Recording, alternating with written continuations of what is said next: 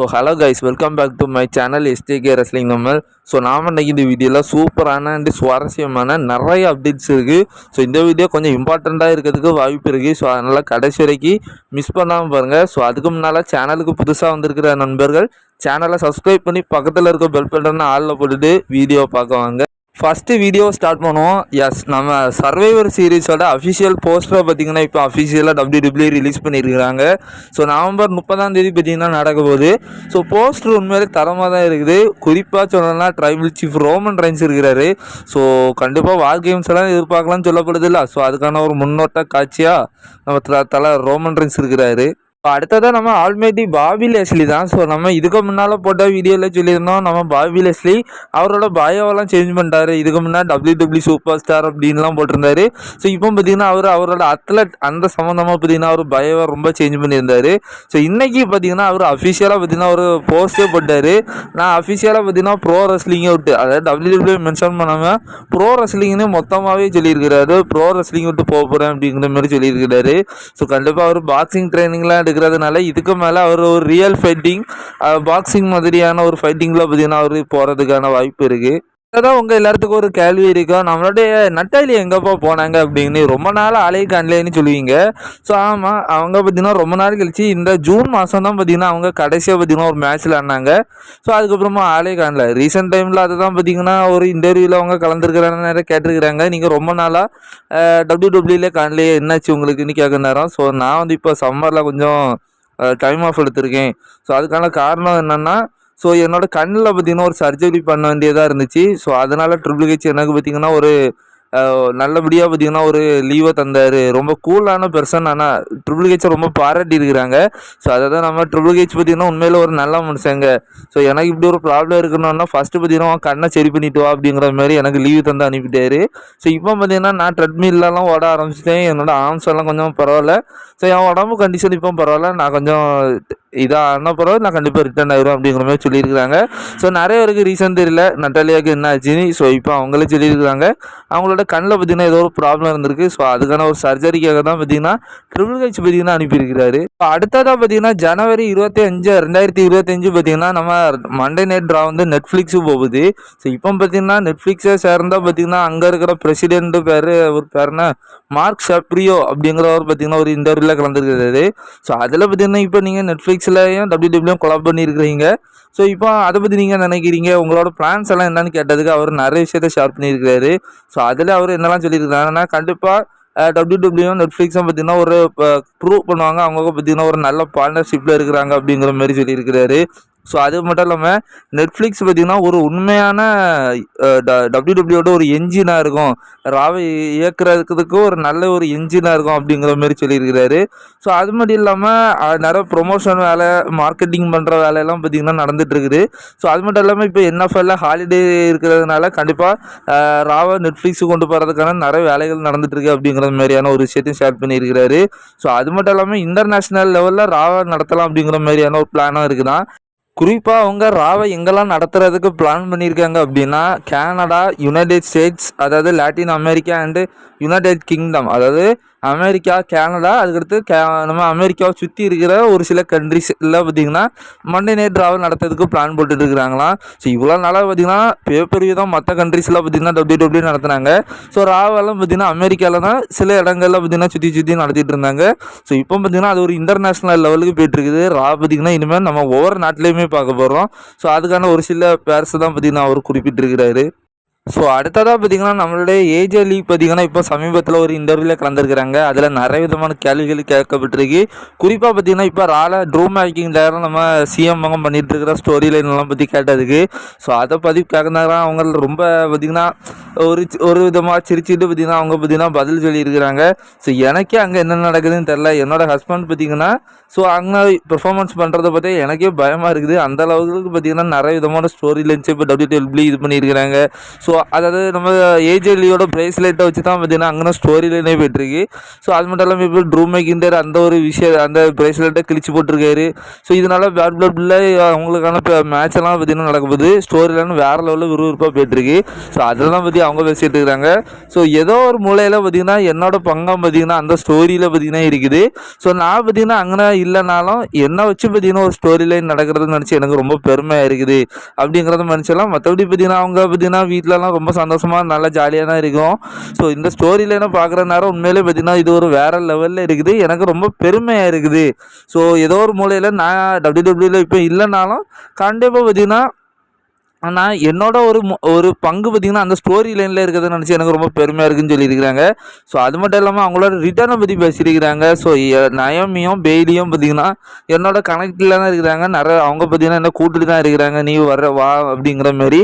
But பார்த்திங்கன்னா அது பார்த்திங்கன்னா இப்போ நடக்கிறதுக்கு வாய்ப்பு இருக்கான்னு தெரில, பார்ப்போம் அப்படிங்கிற மாதிரியான ஒரு விஷயத்தையும் பார்த்திங்கன்னா இப்போ ஏஜேலி பார்த்திங்கன்னா பதில் சொல்லியிருக்கிறாங்க.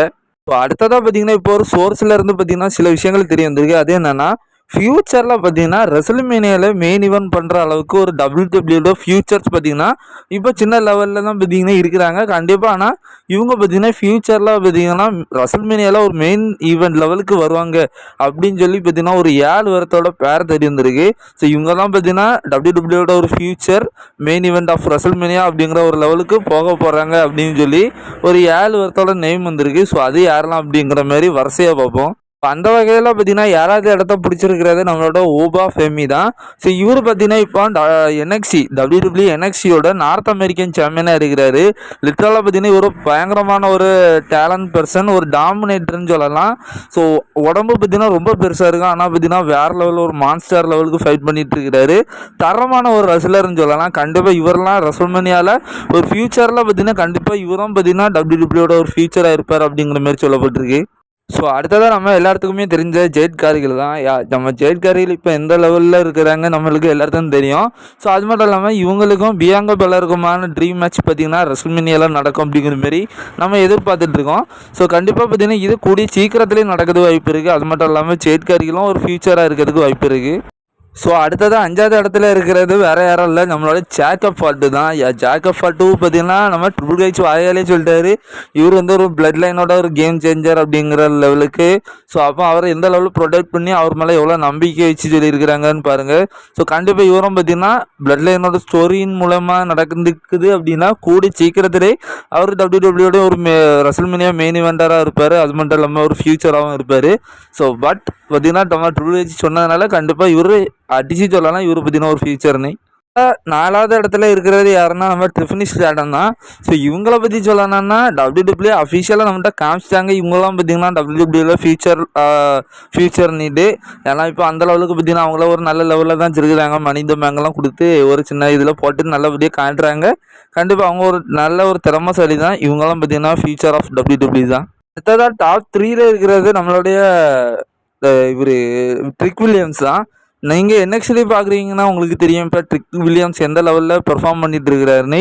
ஸோ அந்தமாரி அவர் ஒரு தரமான ரெஸ்லராக NXTல வளம் வந்துட்டார். ஸோ அதனால் அவர் கூடிய சக்கரத்தில் இனி மெயின் ராஸ்டருக்கு வந்துடுவார். ஸோ இவரும் ஒரு ஃபியூச்சர் தான். ஸோ அடுத்ததாக டாப் 2ல இருக்கிறது பார்த்தீங்கன்னா ரியா ரிப்ளை தான். இவங்க ஆல்ரெடி பார்த்தீங்கன்னா WWEலே ஃபியூச்சர்னு சொல்லக்கூடாது, ஆல்ரெடி பார்த்தீங்கன்னா இவங்க ஒரு பெரிய ரெஸ்லராக ஆகிட்டாங்க. நம்மளுக்கே தெரியும் பார்த்தீங்கன்னா இப்போ அவங்க எந்த லெவலில் இருக்கிறாங்க அப்படிங்கிறது. ஸோ அது மட்டும் இல்லாமல் ரெசல்மேனியாலே பார்த்தீங்கன்னா அவங்க 2 தடவை மேட்ச் பண்ணியாச்சு.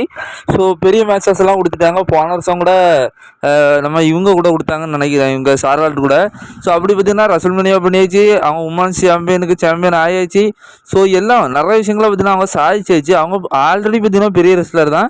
ஸோ இருந்தாலும் இவங்கள இன்னமும் ஃபியூச்சராக பார்க்குறாங்க. ஸோ அப்போ எந்த லெவலுக்கு பார்த்தீங்கன்னா ரியா ரிப்ளையோட ஒரு கிரேஸ் இருக்குதுன்னு பாருங்கள். அடுத்ததாக ஃபைனலில் நம்பர் 1ல இருக்குது பிரான் பிரேக்கர் தான். ஆமாம், அவர் தான் அடுத்த கோல்டுபெர்க் லெவலுக்கு காணிக்கிறாங்க. ஸோ தரமான ஒரு ரெஸ்லரு, தரமான ஒரு பெர்ஃபார்மன்ஸ்னு சொல்லலாம். ஸோ இவர் கண்டிப்பாக பார்த்தீங்கன்னா ஒரு ஃபியூச்சர் ஆவார். அடுத்ததாக நாளைக்கு நடக்கிற ஸ்மாக் டவுனில் பார்த்தீங்கன்னா நிறைய பேருக்கு ஒரு கேள்விக்குறி இருக்கும், நாளைக்கு ரோமன் ரெயின்ஸ் வருவாரா மாட்டாரா ப்ரோன்னிட்டு.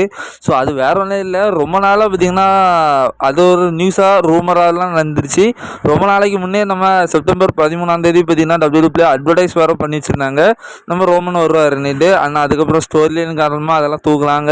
ஸோ அப்படிலாம் நிறைய விஷயங்கள் நடந்துச்சு. அப்போ நம்ம செப்டம்பர் அவர் ரிட்டர்ன் ஆகிறேன்னு சொல்லியிருந்தோம்.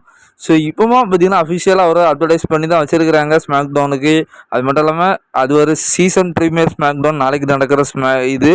ஸோ அதனால் கண்டிப்பாக ரோமன் அது மட்டும் இல்லாமல் நிறைய சர்ப்ரைஸான விஷயங்கள் கண்டிப்பாக நடக்கும். ஸோ ரோமனை தள்ளியுமே நிறைய விஷயங்கள் நடக்கிறதுக்கு வாய்ப்பு இருக்குது. கண்டிப்பாக ரோமனும் இருப்பார். ஸோ அஃபிஷியலாக நான் சொல்லணும்னா கண்டிப்பாக இருப்பார். ஏன்னா நாளைக்கு தரமான மேட்சஸ்லாம் இருக்குது. ஸோ என்ன சொல்ல வரேன்னு உங்களுக்கு புரியும். ஸோ கண்டிப்பாக ரோமன் ரைன்ஸ் கண்டிப்பாக நாளைக்கு இருப்பார். ஸோ அடுத்ததாக ரீசெண்ட் டைமில் நம்ம ரிக்கிஷி பார்த்தீங்கன்னா ஒரு இன்டர்வியூவில் கலந்துருக்கிறாரு. ஸோ அதில் பார்த்தீங்கன்னா நம்ம அதுக்கு முன்னே நிறைய விஷயங்கள் நம்ம ரிக்கிஷி அப்டேட் பண்ணியிருந்தது. நம்ம ஜே உசோ பற்றி நிறைய விஷயங்களை பேசியிருப்பார். அவரோட ஃபியூச்சரை பற்றியும் டபிள்யூடபிள்யூ அவரோட புக்கிங் பண்ணதை பற்றியும் அதெல்லாம் பற்றி ஜே உசோ பார்த்தீங்கன்னா பர்டிகுலராக வச்சு நிறைய பேசியிருக்கிறாரு. ஆனால் ஜெம்மி உசோ வச்சு பேசினது கிடையாது. ஆனால் இந்த இன்டர்வியூவில் நம்ம ஜெம்மி உசோ பற்றி தான் பேசியிருக்கிறாரு. அது என்ன சொல்லியிருக்காருன்னா, எனக்கு என் ரெட்ட குழந்தைகளை பற்றி தெரியும், அவங்களுக்கு 2 பேர்த்துக்கும் இருக்கிற தனித்துவம் எனக்கு தெரியும். ஸோ அது மட்டும் இல்லாமல் ஜே உசோவை பற்றி பிரச்சனை இல்லை. அவன் பார்த்தீங்கன்னா இப்போ ஒரு ஆள் இருக்கிறான். ஸோ இன்டர் கான்டினென்டல் சாம்பியன்ஷிப் விளையாடுவான். கண்டிப்பாக அவன் பார்த்தீங்கன்னா அதுக்கடுத்து ரோமனுக்கு உதவி பண்ணுறதுக்கு ஸ்மாக் டவுனுக்கு போக போகிறான். ஸோ அதெல்லாம் பார்த்தீங்கன்னா நம்மளுக்கு பிரச்சனையே இல்லை. அது பார்த்தீங்கன்னா தானாக நடக்கும். ஆனால் ஜெம்மி உசோவை பற்றி நம்மளுக்கு கண்டிப்பாக நம்மளுக்கே யோசிக்கலாம். ஏன்னா நம்ம ஜெம்மி உசோ வந்து ஆல்மோஸ்ட் பார்த்தீங்கன்னா நம்ம ஜே உசோவெல்லாம் அந்த ஃபஸ்ட்டு பார்த்தீங்கன்னா அவர் பிளட் லைனில் சேர்ந்தார். அதுக்கப்புறமா ரோமன் கூட ஃபைட் பண்ணார். அடுத்து சேர்ந்தார். அப்படின்னு சொல்லி மெயின் ஜே உசோன்னு சொல்லி அவர் ஒரு தனித்துவமாக பார்த்தீங்கன்னா ஜே உசோ டபிள்யூடபிள்யூ புக்கிங் பண்ணாங்க. ஆனால் நம்ம ஜெம்மி உசோ பார்த்தீங்கன்னா இன்ஜுரி டைமில் அந்த தடவை போய் ஸோ அவரோட அந்த கரியர் மூமெண்ட்டை லாஸ் பண்ணார். அதுக்கப்புறம் ரிட்டர்ன் ஆகி ஒரு டேக் டீமில் போனார். ஸோ அடுத்து பிட்ரேல் நடந்துச்சு. ஸோ அதுக்கடுத்து நம்ம ஜெம்மி உசோவை பற்றி பெருசாக நம்ம கண்டுக்கிட்டதே கிடையாது. ஸோ ஆனால் இப்போ பார்த்தீங்கன்னா அவன் ரிக்கிஷி என்ன சொல்லியிருக்கான்னா, அவன் ரிட்டர்ன் வந்ததுக்கு அப்புறமா கண்டிப்பாக அவன் பிளட் லைன் கூட போவான். ஸோ ஆனால் அதுக்கு முன்னாலேயோ இல்லை அதுக்கப்புறமா அந்த பிளட் லைன் ஸ்டோரி முடிஞ்சதுக்கப்புறமா அவன் பார்த்தீங்கன்னா அவனோட சிங்கிள் கரியரை ஸ்டார்ட் பண்ணணும். அவன் தனித்துவமாக நின்று அவனால் எவ்வளோ பெர்ஃபார்மன்ஸ் பண்ண முடியுதுங்கிறத மக்களுக்கு ப்ரூவ் பண்ணணும். அப்படிங்கிற மாரி நம்ம ஜெம்மி உசோ ஒரு சிங்கிள் ரன் பண்ணணும் அப்படிங்கிற மாரி நம்ம ரிக்கிஷி இப்போ சொல்லியிருக்கிறாரு. எனக்கும் ரொம்ப ஆசையாக தான் இருக்குது ஜெம்மி உசோ பார்த்தீங்கன்னா ஒரு சிங்கிள் ரன் பண்ணணும்னு. ஏன்னா நம்ம ஜே உசோ பார்த்தீங்கன்னா சிங்கிள் ரன் பண்ணி சான்ஸ் எல்லாம் வச்சு வேறு லெவலில் பார்த்தீங்கன்னா இப்போ ஃபேமஸ் ஆகிட்டார். அது நம்மளுக்கு தெரியும். ஆனால் நம்ம ஜெம்மி உசோ வந்து அந்த அளவுக்கு பாப்புலராகல. சிங்கிள் ரன் பண்ணாலும் ஒரு சின்ன ஹீல் டர்ன் பண்ணி மக்கள் இருக்கிறது மாதிரி தான் பண்ணார். அவரோட ஒரு ப்ரூவ் பண்ணணும், நானும் சிங்கிளாக இருந்தால் ஒரு நல்ல ஒரு ரெஸ்லர் தான்டா அப்படிங்கிற மாதிரி. ஸோ ஜெம்மி உசோ யாருக்கெல்லாம் ஒரு சிங்கிள் ரன் பண்ணணும்னு சொல்லி ஆசையாக இருக்குன்னு சொல்லி கமெண்ட் பண்ணுங்கள். அடுத்ததாக மோட்டார் சிட்டி மிஷின் அப்படிங்கிற ஒரு டீம் பார்த்தீங்கன்னா NXTக்கு வரப்போகுது அப்படிங்கிற மாதிரியான ஒரு ரூமர் செய்தி கிடச்சிருக்கு. ஸோ அடுத்ததாக பார்த்தீங்கன்னா ஒரு சோர்ஸிலேருந்து பார்த்தீங்கன்னா கொடுத்துருக்குறாங்க. இது பேட் பிளட்டுக்குள்ளே பார்த்தீங்கன்னா இந்த ஒரு 3 ரெஸ்லர்ஸும் நம்மளுடைய புதிய ஜட்ஜ்மெண்ட்டே கூட சேர்ந்தாச்சுன்னா நல்லாயிருக்கும் அப்படிங்கிற மாதிரி அவங்க ஒரு ரூமர் செய்தியாக கொடுத்துருக்குறாங்க. ஸோ அதாவது நம்ம டேமிரிஷன் ரியர்ஃபில் ஒரு பயங்கரமான டாமினேட்டராக தான் இருக்கிறாங்க. இருந்தாலும் பார்த்தீங்கன்னா இந்த ஒரு புது ஜட்ஜ்மெண்ட்டை பார்த்தீங்கன்னா கொஞ்சம் வீக்காக தான் தெரியுது. ஏன்னா அவங்க 2 பயங்கர டாமினேட்டாக இருக்கிறாங்க. அவங்கள கண்டு ஓடுற ஒரு ஹீலாக தான் பார்த்தீங்கன்னா தெரியுது. இவங்களுக்கும் பார்த்தீங்கன்னா ஒரு ஆள் பாலம் தேவை அப்படிங்கிற மாதிரி இந்த ஒரு 3 ரெஸ்லர்ஸை பார்த்தீங்கன்னா அந்த சோர்சர்ஸ் கொடுத்துருக்குறாங்க. அப்படி அந்த 3 ரெஸ்லர்ஸ் யாரெல்லாம் அப்படிங்கிற மாதிரி பார்ப்போம். ஸோ அந்த வகையில் 3வது இடத்துல இருக்கிறது நம்ம செட்ரிக் அலெக்சாண்டர் தான். செட்ரிக் அலெக்சாண்டர் வந்து ஹேட் பிஸ்னஸ் இருக்கிற டைமில் பார்த்தீங்கன்னா கொஞ்சம் நல்லா இருந்தது. ஆனால் ஹேட் பிஸ்னஸ் என்றைக்கு முறிஞ்சுதோ அது முறிஞ்ச 2 வருஷத்துக்கு மேலே இது. ஸோ அப்போதுலேருந்து செட்ரிக் அலெக்சாண்டரோட மார்க்கெட்டு சுத்தமாக அடி வாங்கிருச்சு. ஸோ இப்போ பார்த்தீங்கன்னா ஒரு சின்ன நியூஸ் தான் கிடச்சிருக்கு. நம்ம செட்ரிக் அலெக்சாண்டர் வந்து மறுபடியும் ஒரு ரீசன் பண்ணியிருக்கிறாரு டபிள்யூடபிள்யூல அப்படிங்கிற மாதிரி சொல்லப்பட்டிருக்கு. ஸோ அப்படியே ரீசன் பண்ணியிருக்கிறாருன்னா அவர் சும்மா இருக்கிறதுக்கு பேசாமல் இந்த ஒரு ஃபேக்ஷனில் சேர்த்து விட்டா நல்லாயிருக்கும் அப்படிங்கிற மாதிரி எனக்கும் தோணுது. ஸோ அவரோட பேர் பார்த்தீங்கன்னா 3வது இடத்துல இருக்குது. அடுத்ததாக 2வது இடத்துல யாரோட பேர் இருக்குன்னா நம்மளோட ரெகில் ராட்ரிகஸ் தான். ரெகில் ராட்ரிகஸும் நம்மளுடைய ரியர் ஃப்ளேம் பார்த்தீங்கன்னா ஆல்மோஸ்ட் பார்த்தீங்கன்னா அவங்க பாடி பார்த்தீங்கன்னா ஈக்குவலாக தான் பார்த்தீங்கன்னா இருக்கும். ஸோ அது மட்டும் இல்லாமல் அவங்க 2 பேருமே பவர் ஹவுஸு. ஸோ அவங்க பார்த்தீங்கன்னா புது ஜட்ஜ்மெண்ட்டில் சேர்ந்தாச்சுன்னா தரமாக இருக்கும். ரியர் ஃப்ளைக்கும் அவங்களுக்குமான ஃபியூச்சரையும் பார்க்கலாம். ஸோ அவங்களும் பார்த்தீங்கன்னா இப்போதைக்கு ஸ்டோரி லைன் இல்லாமல் தான் இருக்கிறாங்க. ஸோ அவங்க சேர்ந்தால் நல்லா தான் இருக்கும். அடுத்ததாக நம்பர் 1 இடத்துல இருக்கிறது ஆமோஸ். ஸோ இது பார்த்தீங்கன்னா வேறு லெவல். ஏன்னா ஸோ ஆமோஸ் பார்த்தீங்கன்னா ரொம்ப நாளாக ஒன்றும் இல்லாமல் இருக்கிறாரு. ஆனால் அவர் ஒரு ஜெயண்ட் மாதிரியான ரெஸ்லர் பெரிய லெவலில் வின்ஸ் மேக்மேன் இருக்கிற வரைக்கும் காமிச்சார். ஸோ ஆனால் ட்ரிபிள் ஹெச் வந்ததுக்கப்புறமா சுத்தமாக காணிக்கலை. ஸோ அவர் பார்த்தீங்கன்னா இப்போ புதிய ஜட்ஜ்மெண்ட்டில் இருந்தாச்சுன்னா அந்த காமெடி விஷ் மாதிரி இருக்கிற டீம் பார்த்தீங்கன்னா தாறுமாறான டீம் ஆயிரும். ஸோ கண்டிப்பாக நம்ம டேம் பிஸ்ட்ரிக்கு ஒரு நல்ல டஃப் கொடுப்பாரு. ஸோ அவரோட பின்னமே இந்த மாதிரி ரூமராக இருக்குது. நீங்கள் நினைக்கிறீங்க இந்த புதிய ஜட்ஜ்மெண்ட்டில் இவங்க 3 வாரம் சேரணுமான்னு சொல்லி உங்களோட கருத்தை கமெண்ட்டில் லீவ் பண்ணுங்கள்.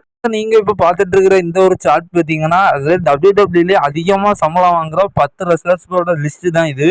ஸோ 10வது இடத்துல யார் இருக்காங்கன்னா ரியா ரிஃப்ளே இருக்கிறாங்க. 6 மில்லியன் இது வாங்குறாங்க. 9வது இடத்துல நம்ம ஜேவுசோ இருக்கிறாரு, 7 மில்லியன் வாங்குறாரு. ஸோ அடுத்ததாக ஃபின் பெலர் இருக்கிறாரு. ஸோ அவர் பார்த்தீங்கன்னா எல்லாரும் 7 மில்லியன் வாங்குறாரு. ஸோ அதுக்கடுத்ததாக கெவின் ஓன்ஸ் இருக்கிறாரு. ஸோ கெவின் ஓன்ஸும் பார்த்தீங்கன்னா 7 மில்லியன் வாங்குறாரு. அடுத்தது 6வது இடத்துல இருக்கிறது சிஎம் பங்கு 8 மில்லியன் வாங்குறாரு. ஸோ அடுத்ததாக ட்ரூ மேக்கின்டர் இருக்கிறாரு. ஸோ அவரும் $8 மில்லியன் வாங்குறாரு. 4வது இடத்துல செத்ராலன்ஸ் இருக்கிறாரு, 9 மில்லியன் டாலர் வாங்குறாரு. 3வது இடத்துல வைப்பர் ராண்டி ஆட்டன் இருக்கிறாரு, $10 மில்லியன் வாங்குறாரு. ஸோ அடுத்ததாக 2வது இடத்துல கோடி ரோட்ஸ் இருக்கிறாரு, 10 மில்லியன் வாங்குறாரு. The tribal chief Roman Reigns 15 million. Toppest லிஸ்ட்டில் பார்த்தீங்கன்னா இப்போ ரோமன் ரென்ஸ் இருக்கிறாரு. ஸோ நம்ம பிராக்கெல்லாம் தூக்கி சாப்பிட்டாருன்னு நினைக்கிறேன். ஸோ பிராக்கோட லெவல்லாம் தெரிய வரல. ஸோ இது வரைக்கும் பிராக் லெஸ்னர் தான் பார்த்தீங்கன்னா ஹையஸ்ட் பேட் WWE ரெஸ்லராக இருந்தார். ஸோ ஆனால் இப்போ பார்த்தீங்கன்னா டிரைவல் சீஃப் ரோமன் ரென்ஸ் தான் ஹையஸ்ட் பேட் ரெஸ்லர்.